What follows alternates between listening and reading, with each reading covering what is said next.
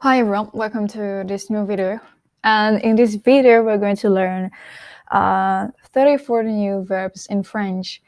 And before starting this video, make sure that you've watched the first video on the top 20, le top 20 des verbes français, and also that you watched the explanatory video on this. And finally, when you finished watching this video, make sure to watch the explanatory video on the top 24 of the French verbs. It's very important. And another very important tips that I would like to give you is to listen and repeat as much as possible.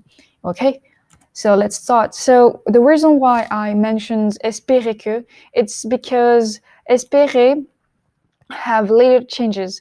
So I'm going to show you now. For example, you have the E accent here, which in the present tense change position. Direction. So the E here was an E accent. In French, it's called E accent aigu, will change into an E accent grave. This is what happened here, but stays the same in the passé composé and also in the futur. So be careful about that and be aware of this tricky verb. And also, you will notice that it's a verb that finished with er. So verbs that ends with er are called first group verb. First group. So first group verb have their own rules. So you'll see, as we've seen in the first video, er verbs. So in the present tense, on the endings is e. In the passé composé, changed into E accents, and then in the future tense, you just have to attach the AI to the infinitive. So the infinitive basically is the original verb, which is here. And espérer must be used with que in most cases.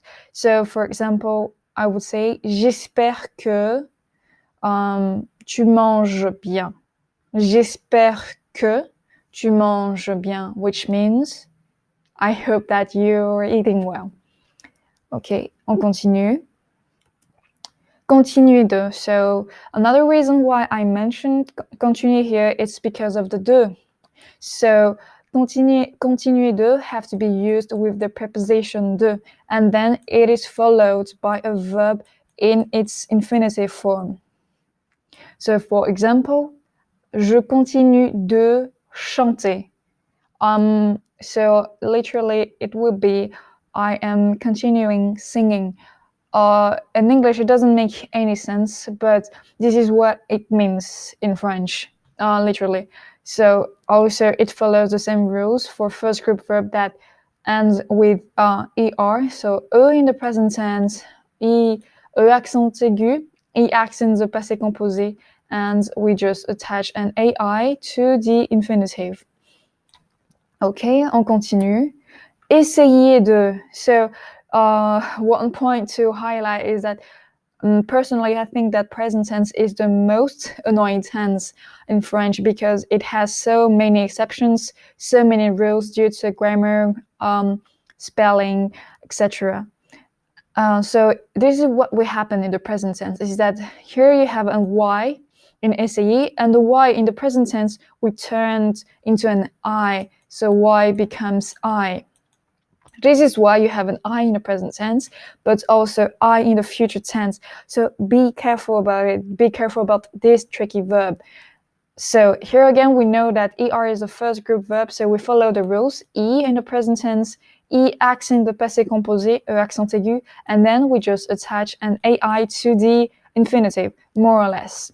So keep in mind that essayer, when it has a Y here, the Y becomes an I in the present tense. But is it the same for all the verbs? Of course, you will come across exceptions. So, for example, envoyer, which means to send. So in the present tense, it works. So the Y becomes an I.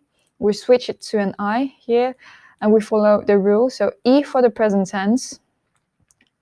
Okay, and then we have E accent the passé composé, but yes, and we keep the Y as in essayer as well. so it stays the same. But in the future tense, envoyer, to send, is completely different from its verb. So be careful about it, be aware of it. Then we have tendre. Tendre means to stretch. So grammar books tend to give you a lot of rules. And I think that personally, to make a learning effective, it would be better to not overload the brain. So my advice would be to learn, I would call it the root verb. And when you know how to conjugate a root verb, you will know how to conjugate similar verb. And those similar verb would be a prefix attached to the root verb. So let's learn tendre, for example. It would be je tends, j'ai tendu, je tendrai. So basically, we're just dropping the RE here. We add an S, the RE becomes an S. The S here in the passé composé becomes an U. And what happened here for the future tense is that we just get rid of the E here and then attach an AI. We keep the R. We keep the R in the future tense.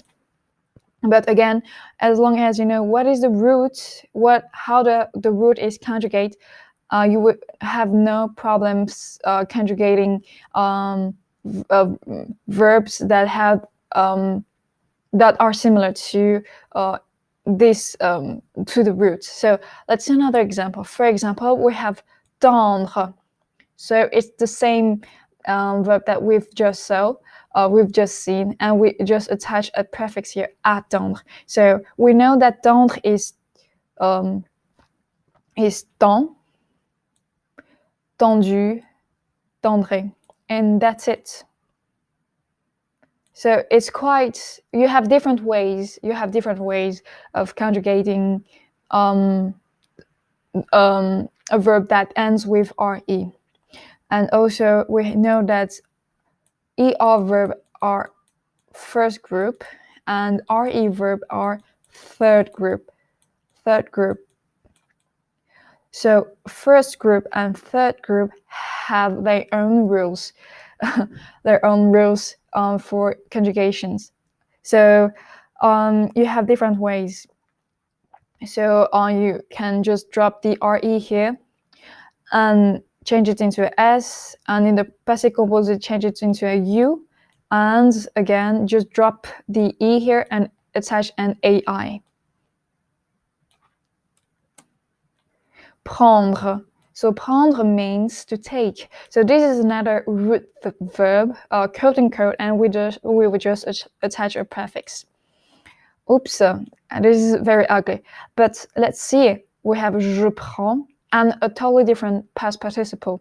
So it doesn't follow the rules that we've seen with attendre. That's why I think there are different ways, but the most safe way to learn is to learn the root.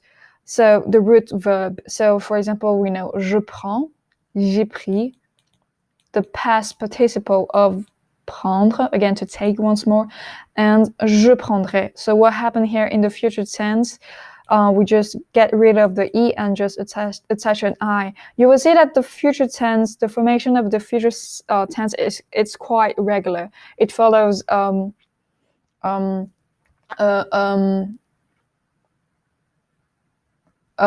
pattern. So we have again prendre here, the root verb, and then a prefix. So as long as we know how to conjugate prendre, we will have no problem conjugating to understand. So we have prendre here again, pris here, and prendre as well. Another verb, a very interesting verb, is venir. In some grammar books, you will see that they will say if you have an ending, you have verb that finished with ENIR, ENIR, then it will becomes IENS in the present tense, mostly, and ENU, ENU, And the future tense tends to